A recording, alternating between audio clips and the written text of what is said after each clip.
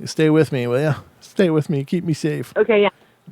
I don't know what the hell happened. I was communicating with the rest of them, telling them that yeah, you don't know, and so I've been letting everyone know that he's still reading the story. He's almost done. Maybe he'll see the light. Yeah, my computer actually chirped at me and said, "Oh, the OBS dropped the connection." I'm like, "What?" And then I look up and apparently YouTube was already offline. So looks like we might be back now, though. Are you seeing us on your computer? No, nothing. Did you refresh it? Let me see. Try refreshing. Are you seeing us, ladies and gentlemen, in the chat? Please let us know. 3, 2, 1.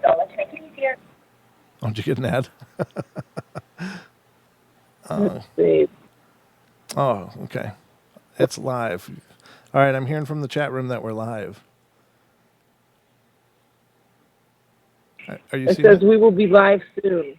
Does it really? Okay. Because the Yeah, chat. Paranormal Portal, we will be live soon. Really? That's weird. Yeah.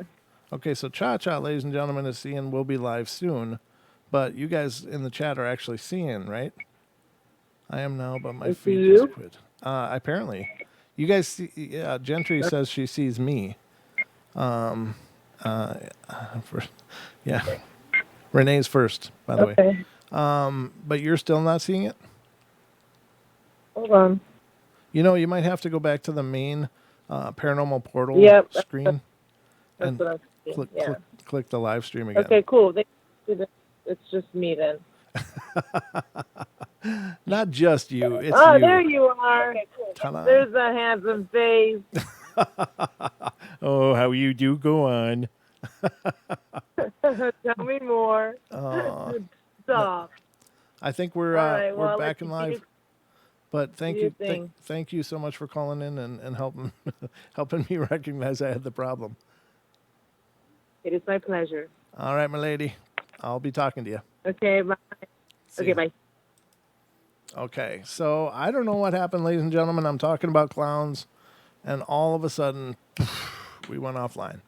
Now, I can't tell you when the last time that's happened, but it doesn't happen often, but it does. It's been known to happen.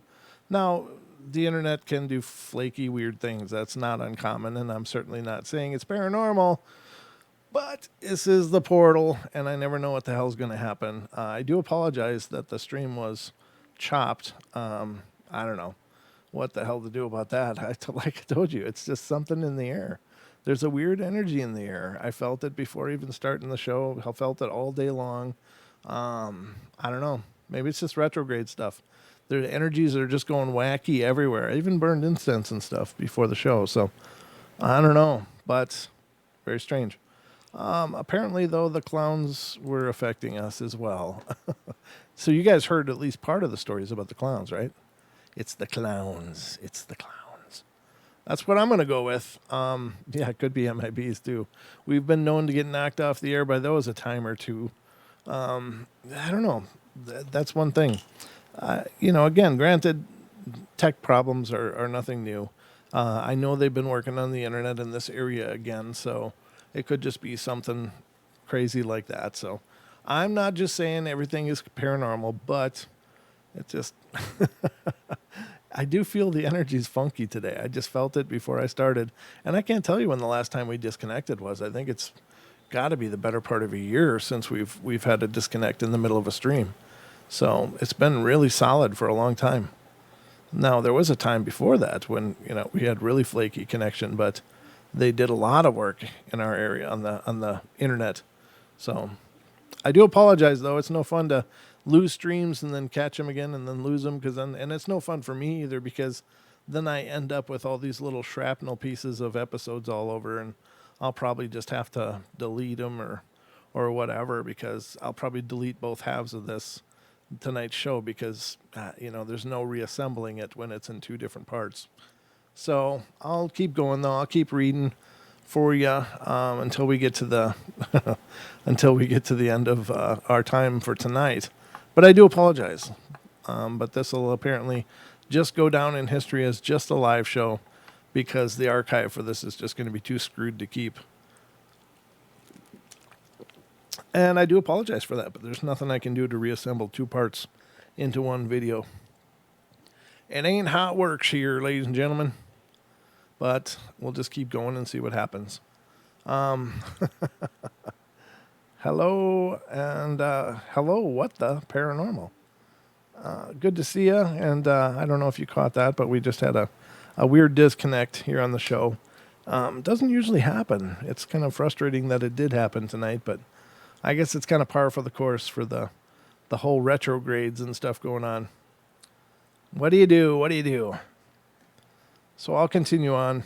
Sacramento Paranormal Investigators, welcome as well. Good to see you. I don't know how many people are in here. It's hard to know. I mean, we probably had a hell of a lot more, but we lost the whole audience from the other stream when it dropped. I don't know why it would do that. I got a really good connection too, apparently, according to the cable company. But I don't know. What do you do? Hi there. Thank you. Well, you're welcome. Sacramento, it's cute. Oh, okay. Oh, Dead Spider's back. Good to see you. Let's go through who is here. Might as well say hello to everybody. Beth Fierce is here. Duke is here. Cha-Cha's here. She was just on the phone a moment ago. And thank you for calling in when that stuff happens. Yeah. Diane is here.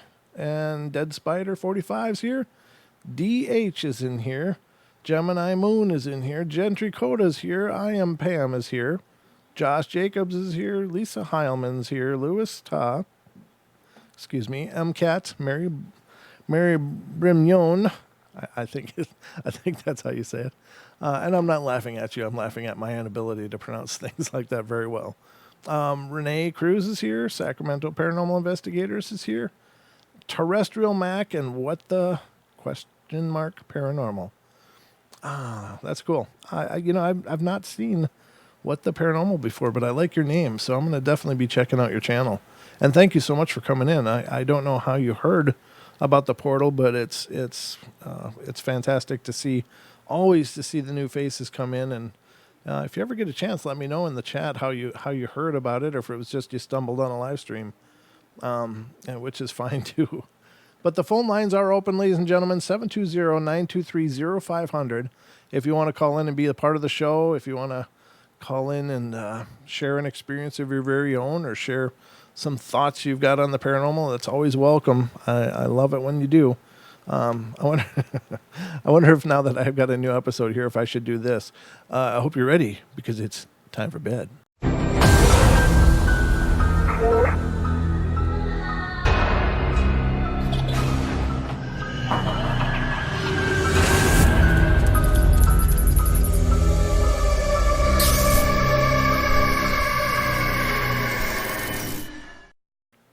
There, now it's like an official re-beginning. Maybe I'll go another 40 minutes or so. I don't know. What time is it now? It's about, I guess we could go for a while. We'll get where we get, ladies and gentlemen. But we were just reading a story about this ghost clown.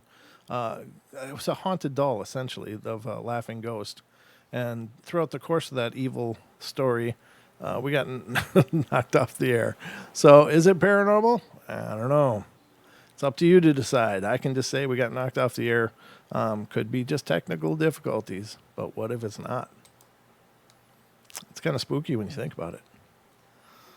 All right, got another story here coming from Missouri. It's a pretty short one, but it says, I live in a quiet suburb of a one-story house.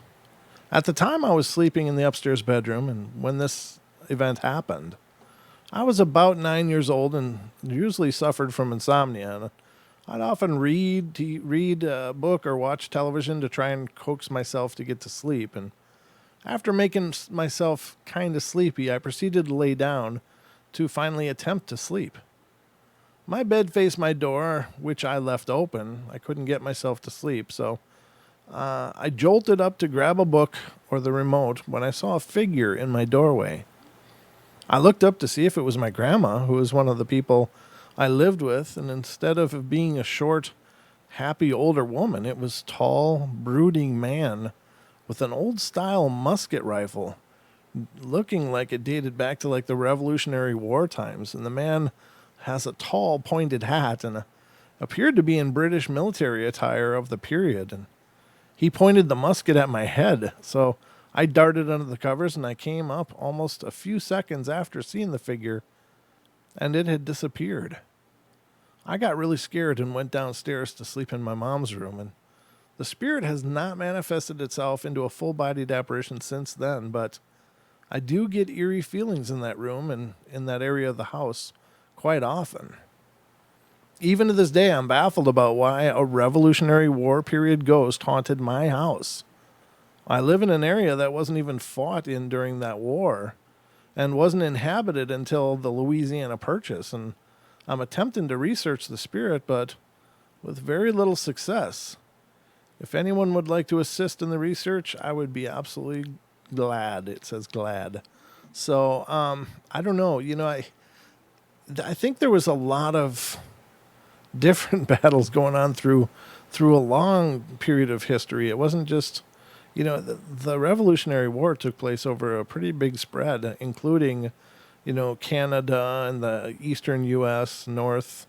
So it was kind of all over the map, and I don't know that this was necessarily a soldier, but it was somebody dressed like in that attire. But it doesn't necessarily, I mean, if it was just an apparition, I don't know.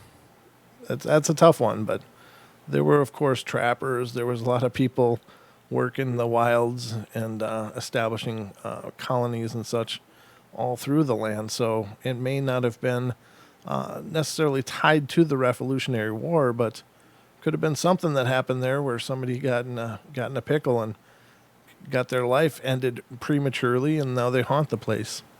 I don't know. Very strange. It was only one apparition, though, so I don't know how much there is to research for something like that. If it was a continued series of hauntings, then I would say, yeah, there must be a presence there. But I do believe that spirits can be like vagrant as well. They can just kind of wander.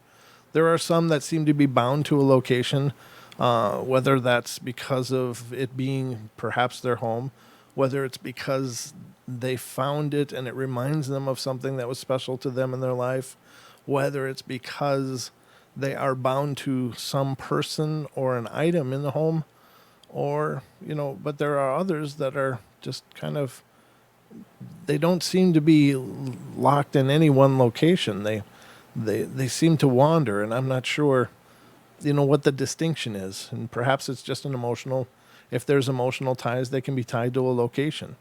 And if there isn't, but there's still some unfinished business, they still remain behind, but they maybe are not locked to a location.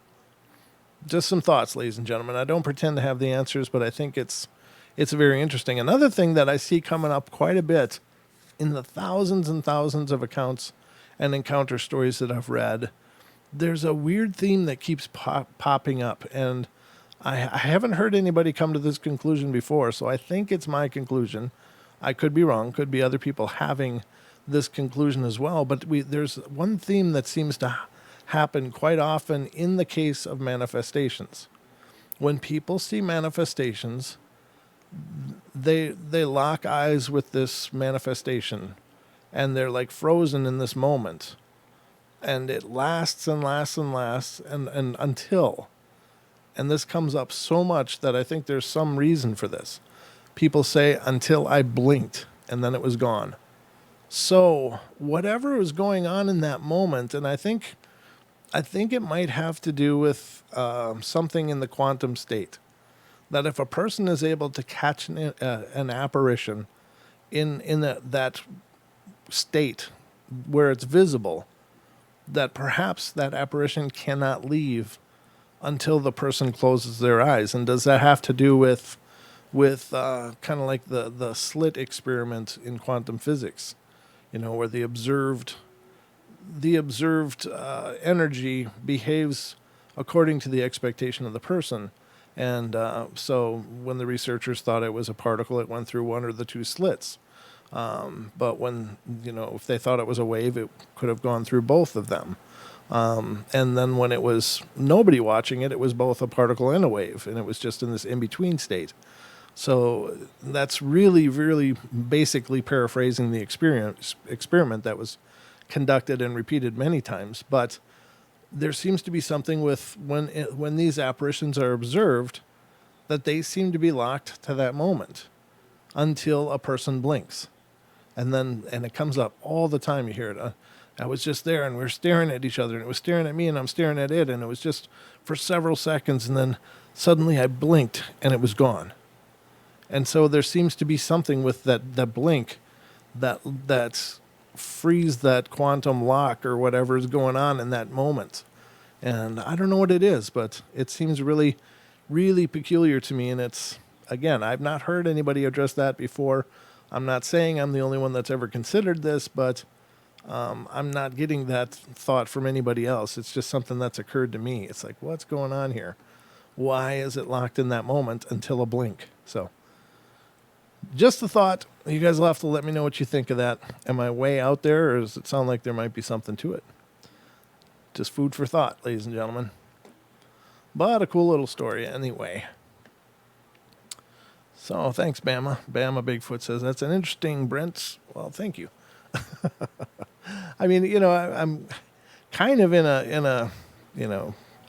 a bit of a bubble a lot of the times when I'm reading these things, and things occur to me. But that's the one wonderful thing about the show, is I can just say, hey, what do you guys think? This is something that I'm seeing coming up over and over and over.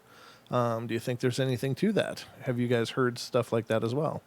So, thank you, Duke. Thank you, Gemini. And it's not that I need pats on the back, but it's just really, really just intrigues the hell out of me. There's got to be something to that, because it's a mechanic that comes up so often in these people's encounters. And it's always that I blinked, or I turned away quick and it was gone, or something distracted me, and when I look back it was gone. It's just, but as long as that gaze is locked, there seems to be something going on that they're stuck. So just curious.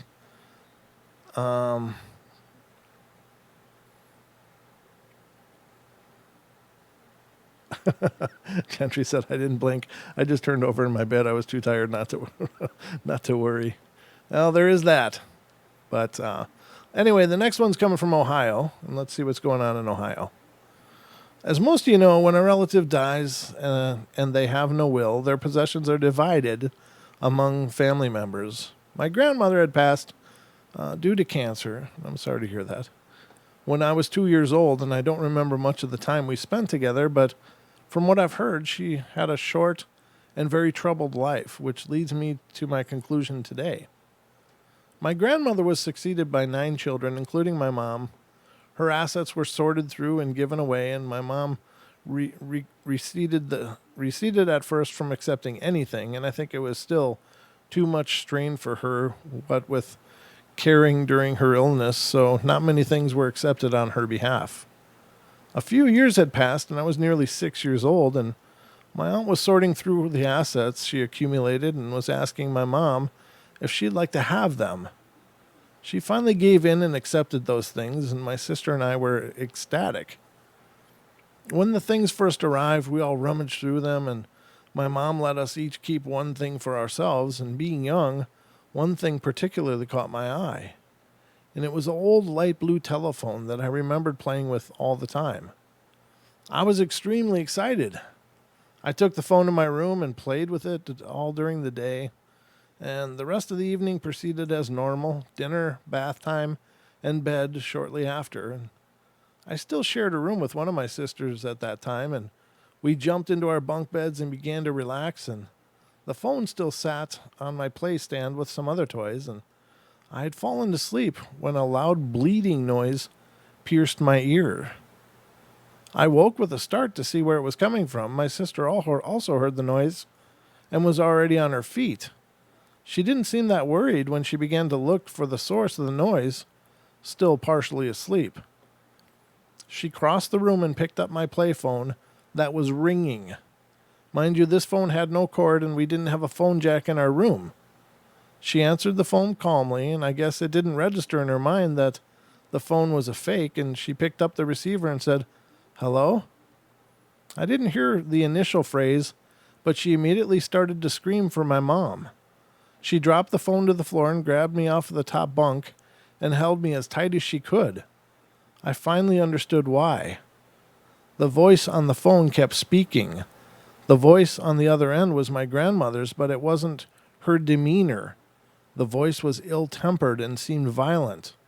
All it kept repeating was, "Hello, girls. I'm here, girls." And it kept up the laughing even after my mom bolted through the door. She took one look at the situation and immediately hung up the phone. She tried her best to calm us, but this time everyone was in the room asking what happened. All we could say was Grandma's here, to which my mom replied, "That is not your grandma." Needless to say, the next day my toy was destroyed. I'm not sure to this day if it was her or not, but I do believe that my grandmother is suffering somewhere due to the horrible events of her life and leading up to her death.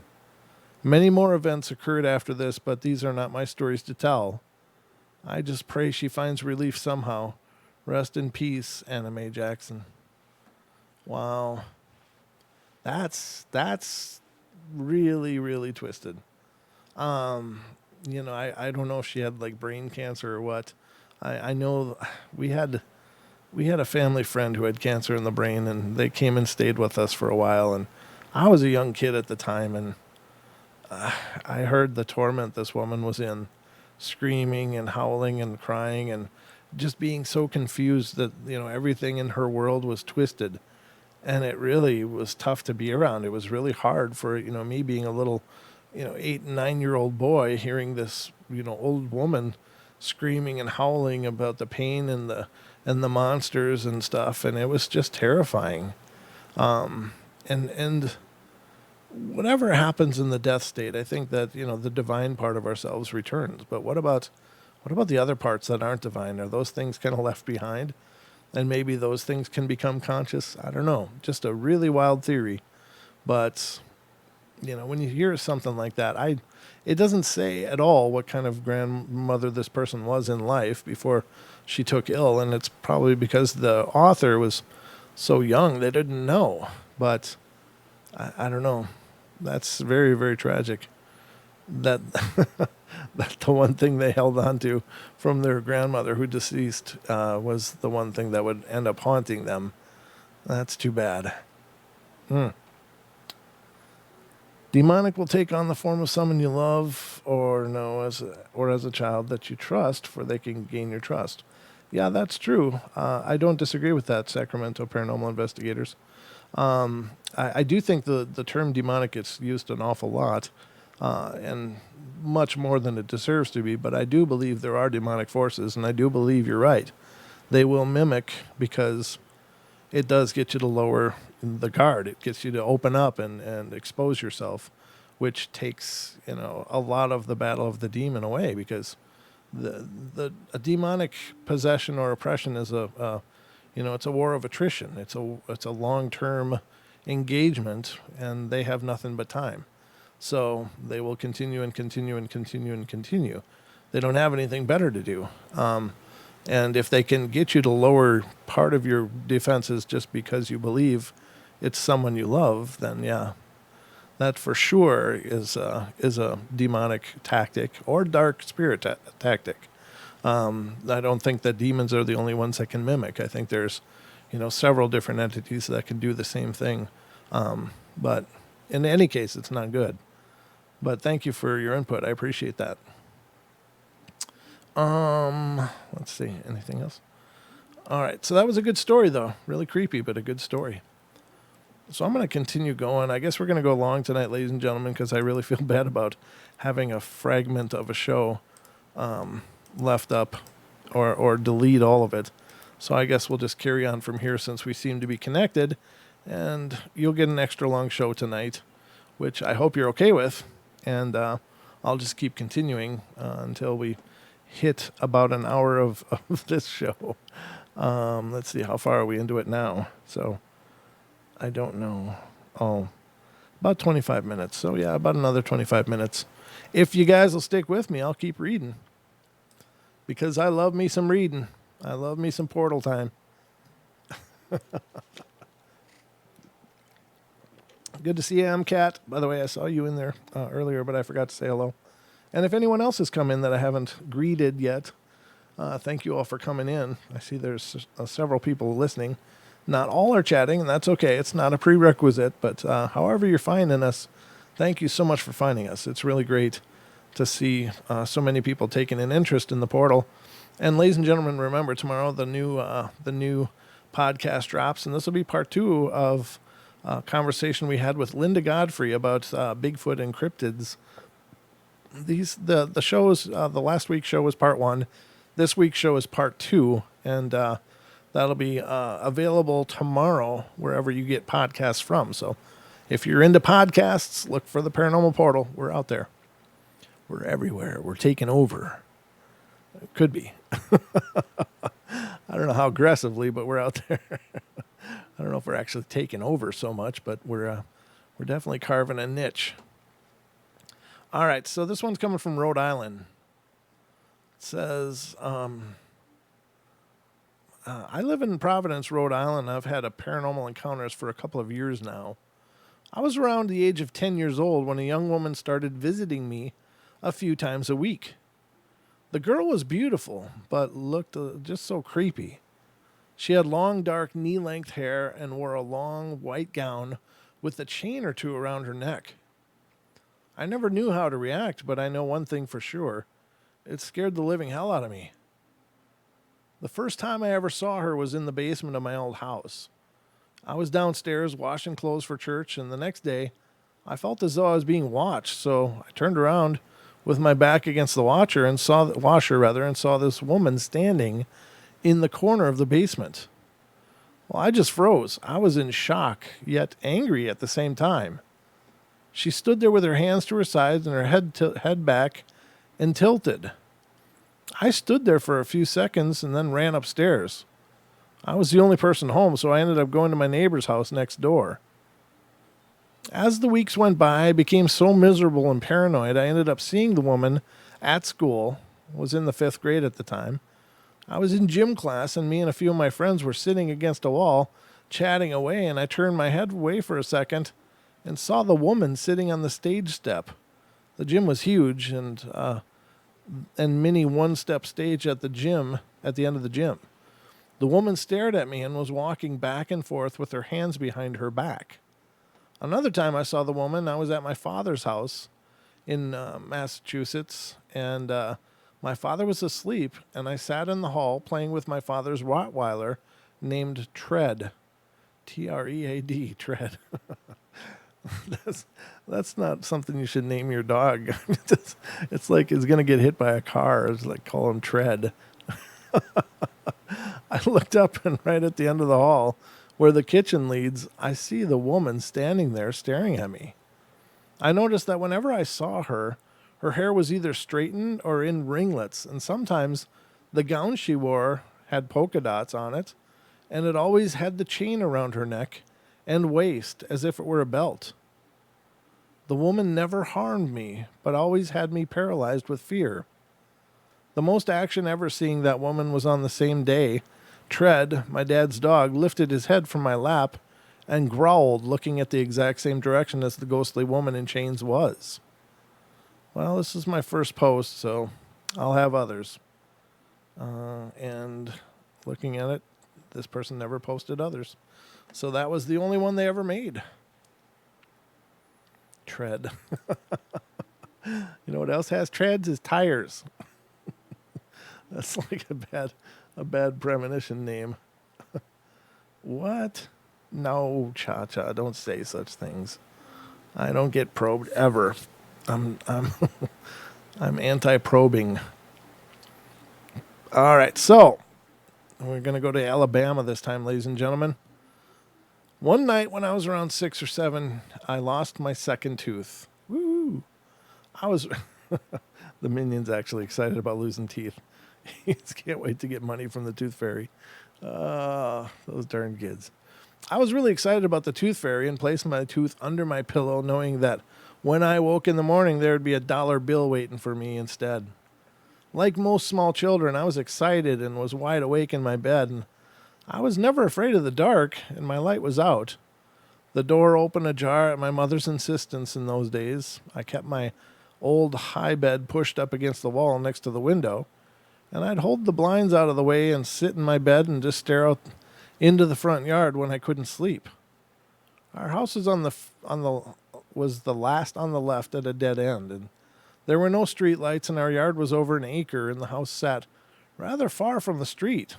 My window faced the street, and there was a large azalea bush several feet in front of it. Well, on that night I couldn't sleep because I was so excited about the tooth fairy coming, and there was a full moon, and the yard was bright enough to see if anyone was walking around. And as I was gazing out the window, I saw a bright orb of greenish yellow light coming towards my window from the street. The ball of light grew as it traveled down my yard towards my window, and then it turned around the azalea bush and floated out of sight around the side of my house. This couldn't have been a flash of light or anyone in my yard, as I would have seen them. The ball of light was about the size of an adult's fist, and it floated around 5 feet from the ground. When I saw the light, I dived under my blankets and pretended to be asleep because I believed that I'd just seen the tooth fairy, and I was afraid that she would know that I had seen her and wouldn't come take my tooth. I didn't feel any fear at all, just excitement and a bit of guilt, like I had seen something I shouldn't have. At some point, I finally did fall asleep. I never really thought about it for years, and I told no one because at that age, but I honestly believed in things like that tooth fairy and the Easter bunny, and I didn't think that I had seen anything mysterious or strange. But now, when I think back, the memory is still very, very clear. I honestly can't figure out what it was that I really saw. That is interesting. And orbs are incredibly intriguing. There's so many different things, and I honestly think in many cases they could be a manifestation of forest spirits, of more elemental forest type spirits. I've seen orbs with my own two eyes. I've seen them on two occasions, actually maybe three, but I don't know this third. The third one is really peculiar to me. I'll explain about it in just a second here. But the first time I saw an orb was about when I was 22 years old, and I was sitting at a house my ex and I were renting, and I was sitting on the floor. I used to smoke cigarettes back in the day, and I was sitting on the floor in front of the couch watching the television that was up on an entertainment stand, and the lights were on in the living room, and it was the evening, probably 11 at night. My ex-wife was sleeping in the bed. I was out in the living room all alone. The same house where I was taking the shower and the water cut off and got all cold and freaked me out. But I was sitting there just watching the television, and the next thing I know, there's this little, I don't know, it was about the size of a quarter. This little golden ball of light, about the size of a quarter, is about a foot and a half from my face, maybe 2 feet, and it's just slowly drifting by, just slowly in front of me, like right at eye level. So there's no way I could have missed this light. And I'm just looking at it, just lazily going by me, and I'm like, wow, what the hell is that? Now, at this time in my life, I had no idea what a spirit orb was. I didn't know. I mean, I've always been interested in the paranormal, but never in depth enough to know all the mechanics of the paranormal, such as orbs and different manifestations. So it was gliding right in front of my face. And then I was thinking, it's like, I think I can grab that. Should I grab that? Then I thought, no, I don't know what that is. I should not grab that. So then it finally drifted around the corner of my head and was just gone. Boom. And I hadn't seen one like that for many years until just 6-8 months ago in this house that the studio's in. I woke up in the morning and was going to make my coffee. It's like part one of my morning every morning is going to make that coffee. And I walked into the kitchen, and it's kind of an L-shaped kitchen. So I'm walking in the end, and from around the corner, I'm kind of looking down anyway because I'm, not quite fully in gear yet. And around the corner comes this little same size, about a quarter 50-cent piece, golden ball, floats around the corner, goes right by my legs and disappears behind me. And it was, just like that. Boom, it was there.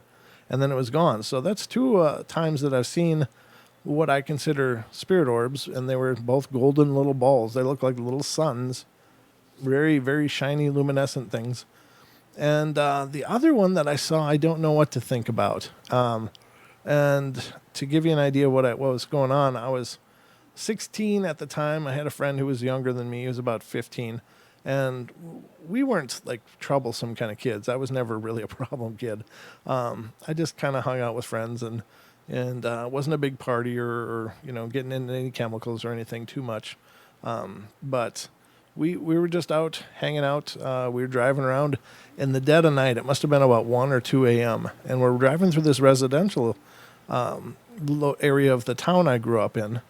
And up in the sky, we're driving along this just residential street. And in the sky, about 20, maybe 30 feet off the ground, was this ball. And it was about the size of a baseball softball. Except this ball was like it was on fire. But it wasn't like a comet, like shooting by. It was just like this lazy ball of fire just drifting slowly across the sky. And it's not descending, it's not ascending, it's just on this perfect plane. There's nothing above it, nothing suspending it, and it's, again, on fire. And but the fire isn't going up like at the speed it was going. You would think the fire would go up because, of course, heat rises. The fire was trailing lazily behind it as well. But it was this ball of fire drifting by, and I didn't know what it was. And I said to my friend, "What the hell is that?" And he goes, "I don't know." I said, "We should probably check it out. Let's keep following it." And he's like, "No, don't." He got totally freaked out. And so because I was a good friend, I decided, okay, we'll just leave it there. But to this day, I don't know what I saw. I don't know what that was. It wasn't big enough to be some form of ship. It was long, well before the invention of things like drones. There wasn't anything above it at all. It was, it was late at night, but we're in the city, so there's just like street lights and stuff around that would have illuminated anything above it, like a balloon or something. And the way the fire was lazily drifting behind it, it was more ethereal, I think, but it was just really profound. I don't know what it was, but true story. And I enjoy sharing those with you guys as well because I expect you guys to share when you've got something juicy. So all I can do is share back. But that's just one of those things that I don't know. Maybe I'll never know the answer to such things, but I always wonder, what did I see? What was it? I don't know. Do you hear the minion singing? He's singing in the other room. Oh, he just loves to get loud when I'm doing the show. So, there you have it. That was the tooth fairy, apparently, or some orbish thing. But they never did say if their tooth got picked up, so I imagine it must have. Okay, so the next one is coming from North Carolina. Says blah, blah, blah, blah. Okay. When I was about 3 or 4 years old, we lived in Washington, Pennsylvania, PA. Is there a Washington, Pennsylvania? I didn't know there was, but okay, I guess there is. I suddenly came up with a friend named Jody.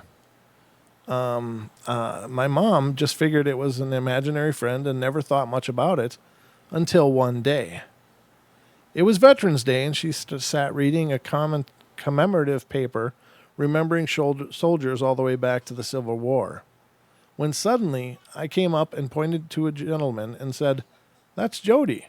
And sure enough, the soldier's last name was Jody, Jodi. I think he was a lieutenant in the Civil War, and regardless, he followed me to the next house we lived in, and I do remember feeling very safe with him. And furthermore, I hadn't learned to read yet, so there's no way I could have known except that he was my special friend. The second encounter, which I slightly remember, happened in Hickory, Pennsylvania. My mother, grandmother, and I were peeling apples in the living room, and suddenly my mom jumps up yelling for my sister to get back in bed. We all saw the shadow of a small child on the wall when my mom reached the top of the steps and entered the room when my then toddler sis was still sound asleep in her crib. And as Mom made her way down the stairs, the shadow appeared again, and Mom chased it back up the stairs. After 5 minutes or so of this chase, my mom finally said, "It's your nap time too, go back to bed." At this time, the madness stopped and the shadow retreated. Other strange things would occur in this house, such as my mom and I both having terrible nightmares about fires. It was known that my driveway used to be a road, and a little down the way was where the original house had stood centuries before, until a fire broke out, killing most of the family. It was said that they reused a lot of the bricks and wood to construct the house we lived in now. Also, there were shelves in our playroom that stood high on the wall that even my tall father would have to get a stepladder to reach. And we would often go into the room to find the old decorative toys off the shelves and strewn around the floor. There was an electrical phenomena too, and I can remember my father yelling at me for messing around with his stereo equipment in his studio in the basement, and my mom stopping him because we hadn't been home that day. There were even times I can remember my mom fighting with the TV to stay turned on. So many weird things happened in that house, I could list them all day. So we'll leave the story at that and hope you all enjoyed it. I did. Personally, I did. I hope you guys did too. Let's want to make up the time. What? Yeah, Brent, want to make up the time he was on the ship. Cha. What's that? I don't know what that. Oh, when I got beamed up. I didn't get beamed up. Just for the record, Gemini.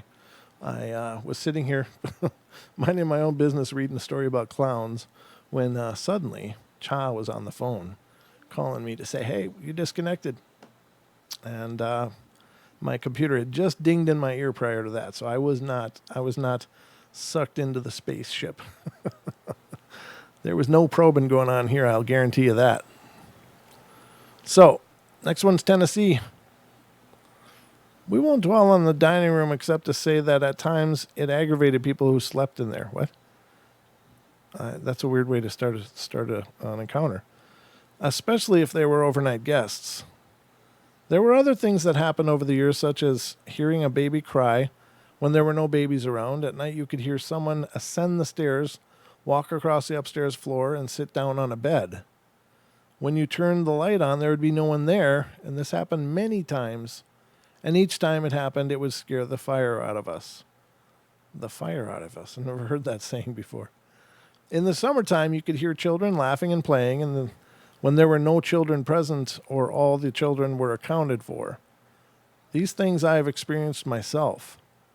In 1963 or 64, we tore the kitchen, dining room, and back porch down and replaced them with a new kitchen, dining room, and 2 bedrooms and a bathroom. An attic type upstairs sit on the top dining and bedrooms, and the bedrooms were put where the old dining room was. One on each end with the bath in the middle. The dining room now is where the kitchen used to be, and a new kitchen was added to the side.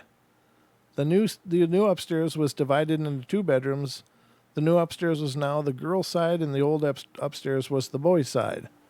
Now that I've got everyone thoroughly confused, I'll continue with the story. Yeah, no kidding. I don't know where the hell we are. Moving along in time from 1967 or 68, I'm between 13 and 14 years old.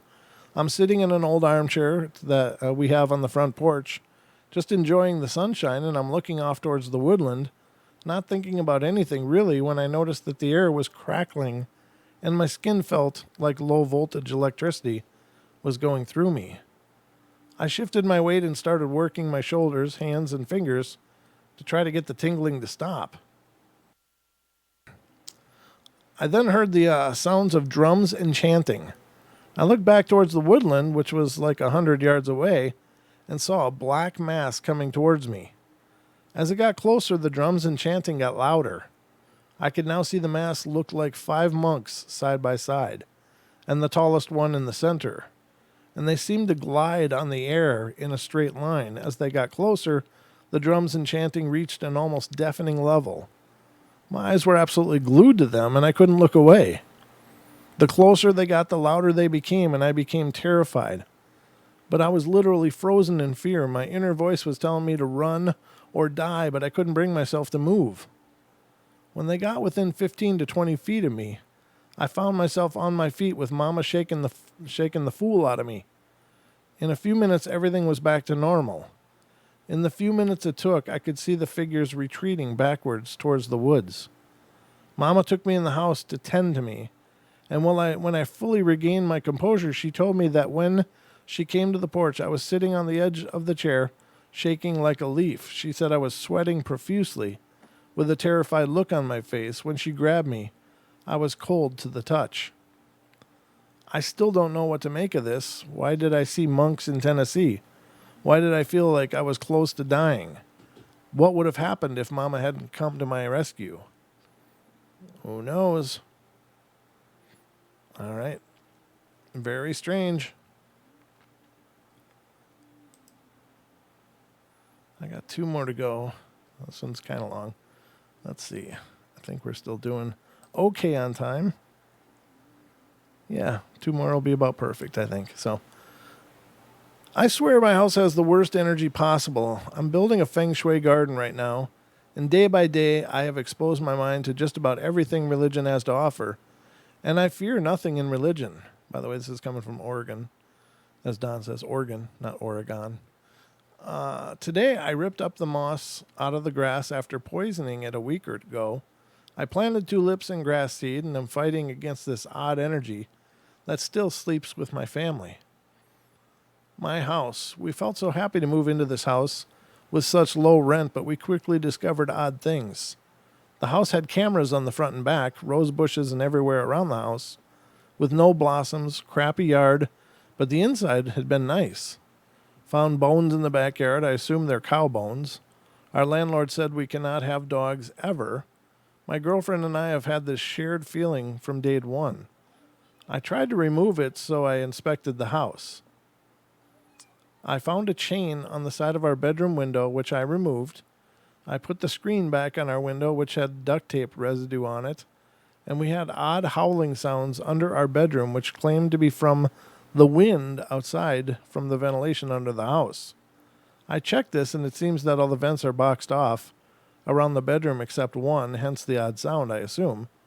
We keep hearing sounds, so I bought a fountain to drown out the sounds. Last night, my girlfriend, who is not a sleepwalker, woke me up telling me this: "Get out. Leave this place. You are not welcomed here. Get out now." And then babbled about death. And I said, "What?"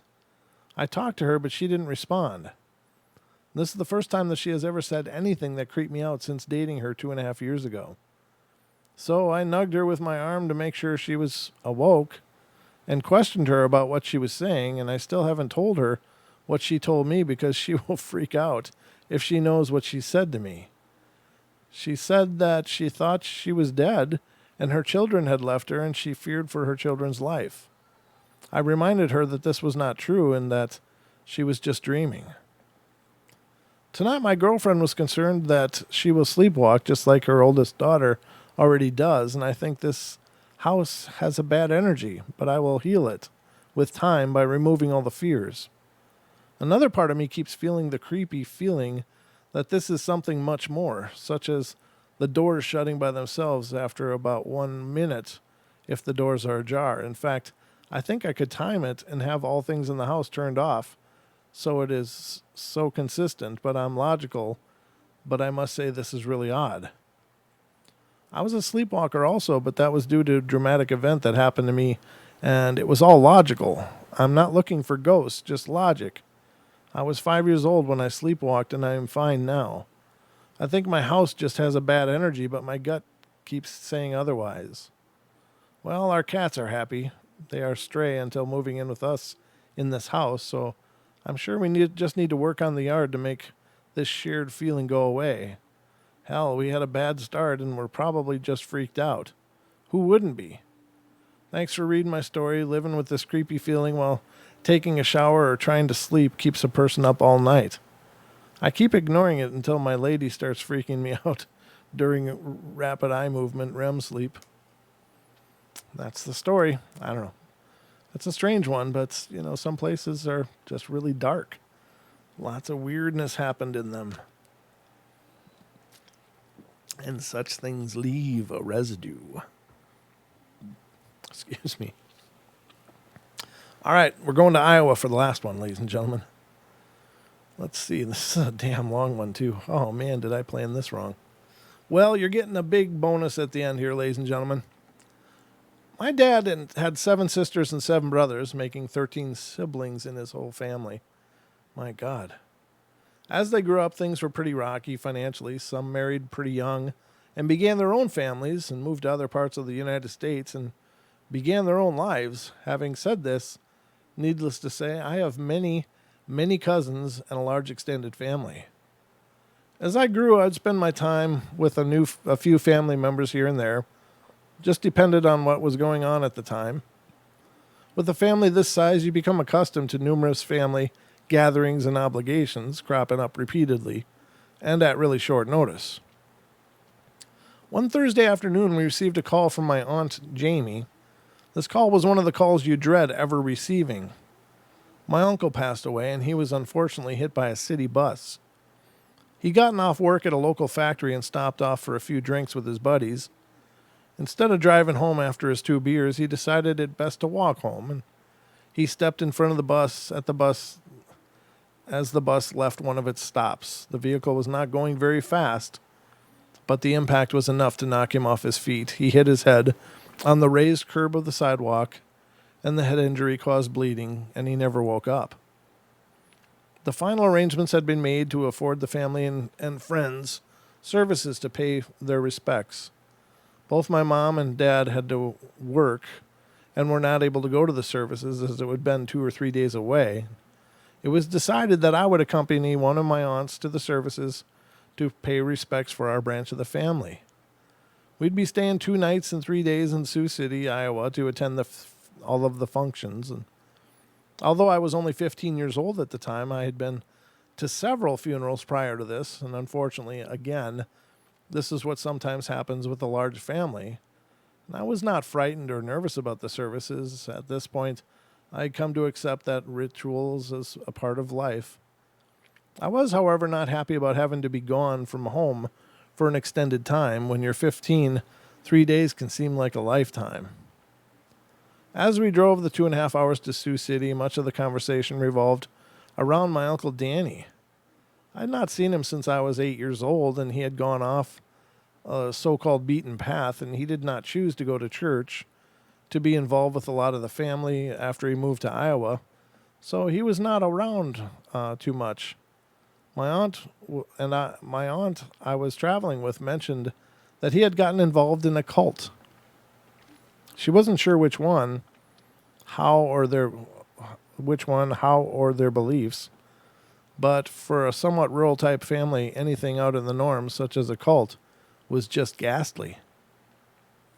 We arrived at a huge, rambling, older home. There were 6 bedrooms, 3 bathrooms, and many, many other rooms, including a concrete basement that spanned half the house below ground. As we arrived, many other family members were already there, milling around. I was kind of surprised that, for a single man, my uncle had lived in such a large house. My aunt that I came with explained that someone had left the home to him in their will.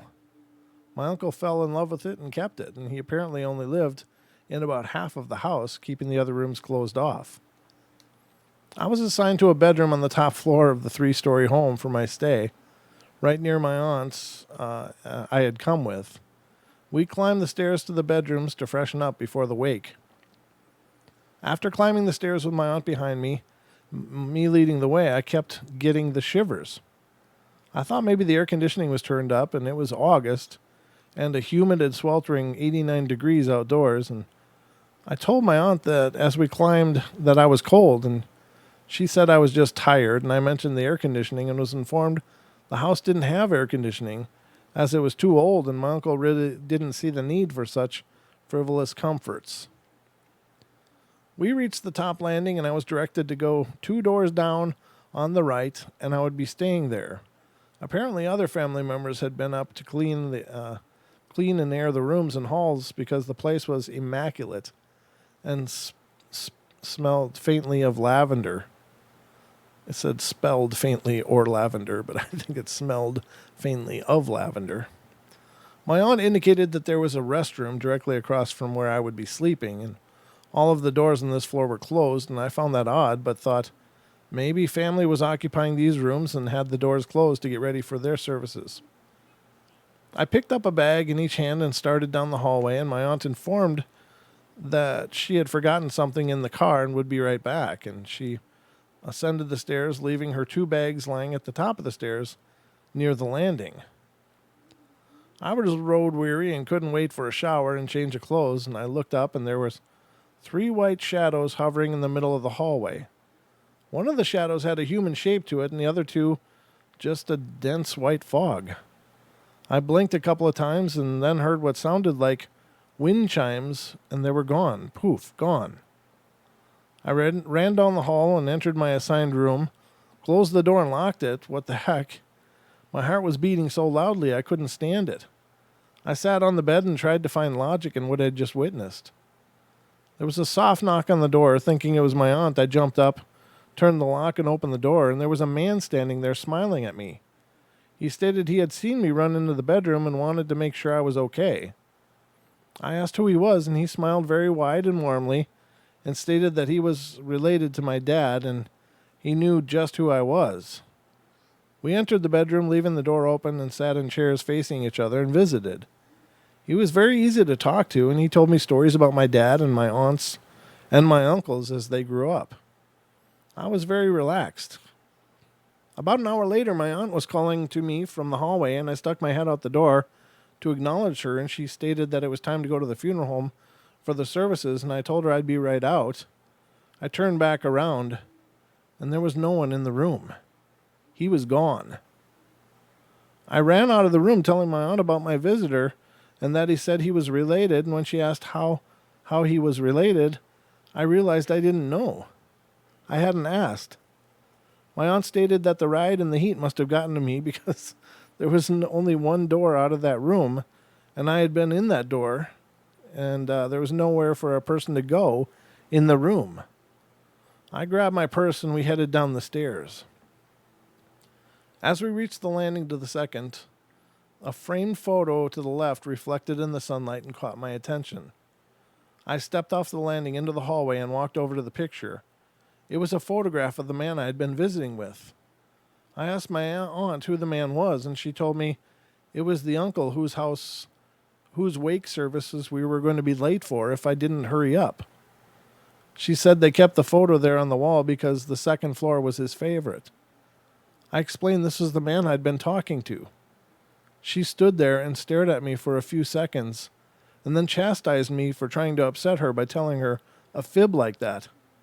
I just remained quiet. I was dumbfounded.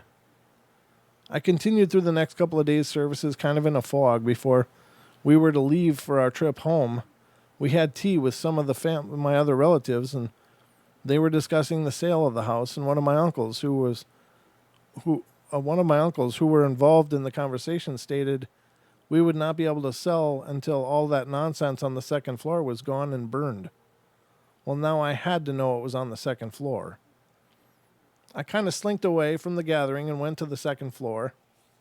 I stopped at the photo, staring at it for just a moment, and then, I'm not sure if this is a trick of my eyes or not, the photo winked at me.